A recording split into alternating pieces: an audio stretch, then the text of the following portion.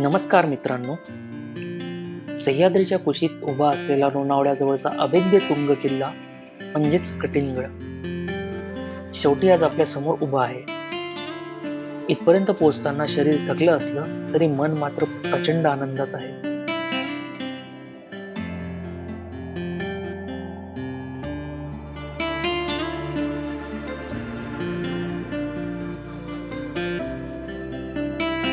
या किल्ल्यापर्यंतचा प्रवासही काही कमी सुंदर नाही.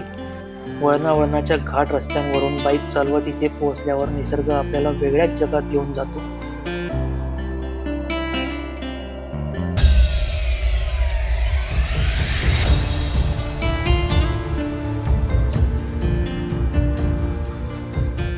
बाईक पार्क करून आता सुरू होते खरी भेट इतिहासाशी.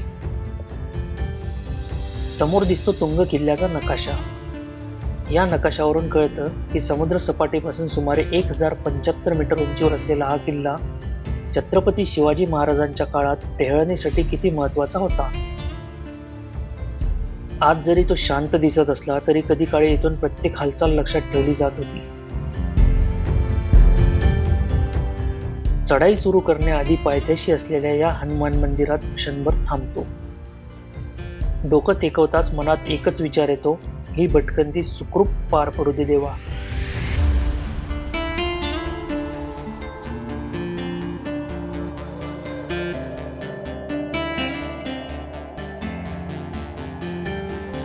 पुढे जाताच नजरेस पडतात काळाच्या ओघात झिजलेली काही जुनी शिल्प आणि शिलालेख. शब्द जरी अस्पष्ट असले तरी त्यामागचा इतिहास आजही स्पष्टपणे जाणवतो. आता हळूहळू सुरू होतात दगडी पायऱ्या. पायऱ्या कमी आहेत पण चढाई थोडी अवघड आहे. याच चढाईमुळे कदाचित या किल्ल्याला कठीणगड असं नाव मिळालं असावं. श्वास जरा वेगाने लागतो या पायऱ्यांवर, पण प्रत्येक पावलाबरोबर उत्साह सुद्धा वाढत जातो. थोडं वर गेल्यावर लागणारं हे चपेटदान हनुमान मंदिर. इथे थोडा विसावा घेत पुन्हा एकदा मन स्थिर करून आपण पुढच्या प्रवासाला सुरुवात करतो.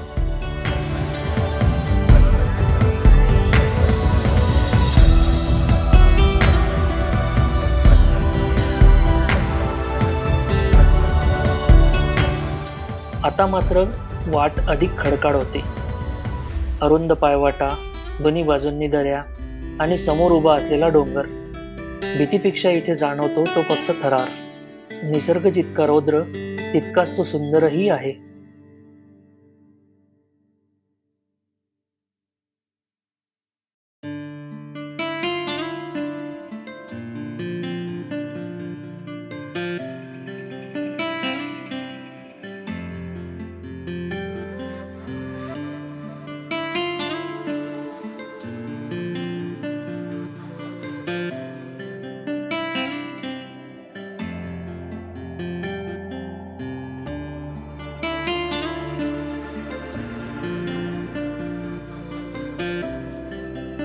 या मार्गावर दिसतात मेटे आणि पाण्याच्या टाक्या. त्या काळात पाण्याचं नियोजन किती काटेकोरपणे केलं जायचं हे आपल्याला इथं पाहिल्यावर लक्षात येतं.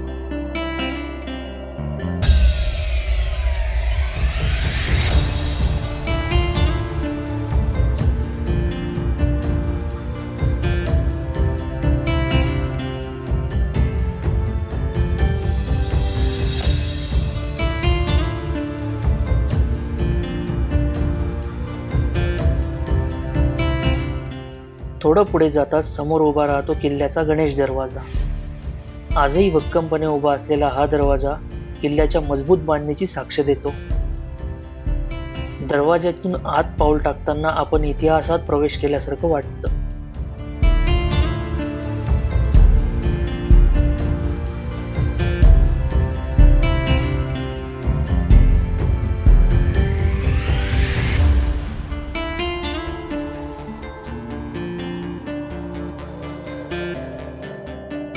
या दरवाज्यानंतर दिसतो हा भव्य बुरुज. एकेकाळी इथून शत्रूवर नजर ठेवली जात असे. आज मात्र इथून दिसतो फक्त हिरवागार परिसर आणि शांतता.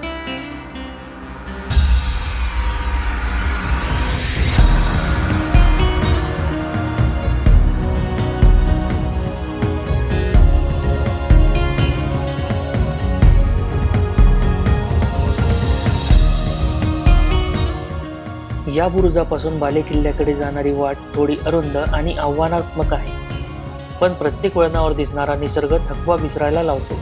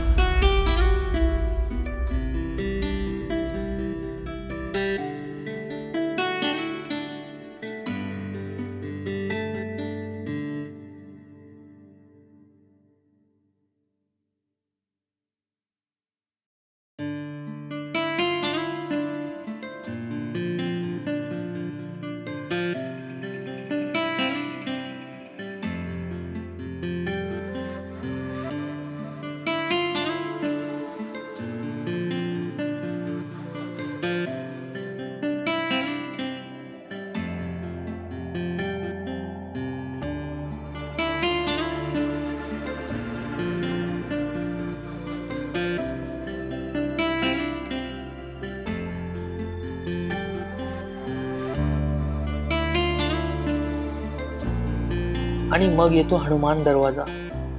या दरवाज्यातून आत प्रवेश करताच आपण किल्ल्याच्या मुख्य भागात पोहोचतो.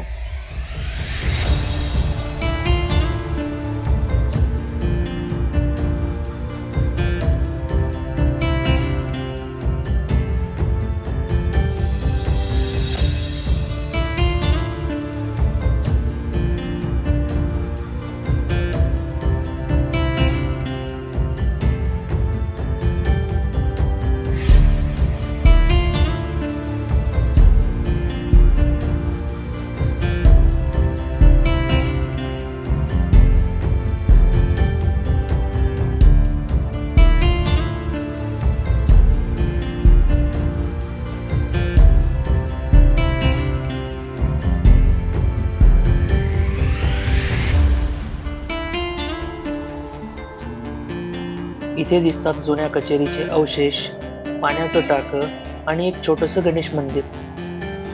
इथे उभं राहिल्यावर त्या काळातलं किल्ल्यावरचं जनजीवन डोळ्यासमोर उभं राहतं.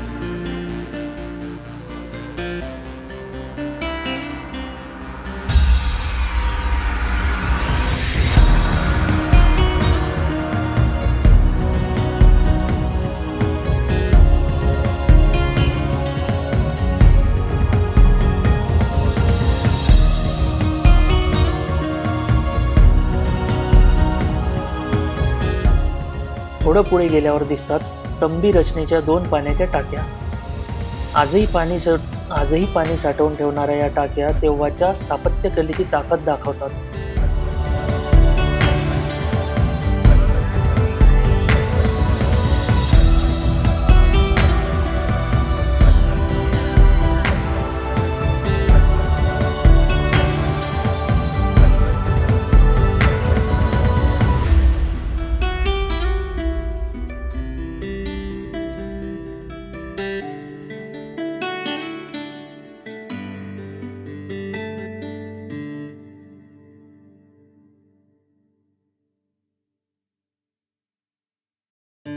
आता उरली आहे शेवटची आणि सर्वात महत्वाची चढाई, बालेकिल्ल्याकडे जाणारी. शरीर थकलं असलं तरी मन मात्र शिखराकडे ओढ देतं आणि शेवटी तो क्षण येतो, तुंग किल्ल्याच्या सर्वोच्च बिंदूवर उभं राहण्याचा. हा विजय फक्त चढायचा नाही तर स्वतःवर मात केल्याचा आहे.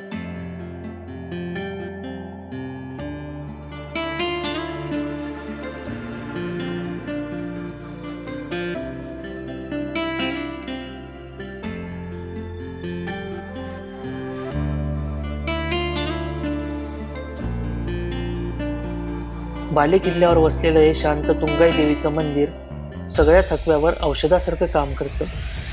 इथे थांबून क्षणभर शांत बसावंसं वाटतं.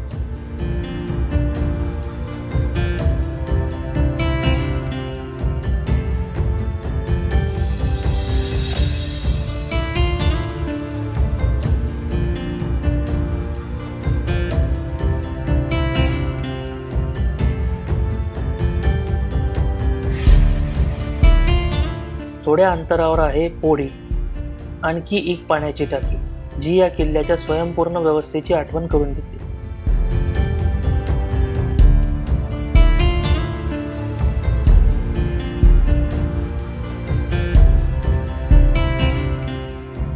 अशा या इतिहास, निसर्ग आणि साहसाने भरलेल्या तुंग किल्ल्याची भटकंती आता इथे संपते. परतीच्या वाटेवर एकच विचार मनात राहतो, आपला इतिहास जपा, निसर्ग जपा आणि याचे क्षण अनुभवत राहा. जर हा व्हिडिओ तुम्हाला आवडला असेल तर लाईक करा, शेअर करा आणि चॅनलला सबस्क्राईब करायला विसरू नका.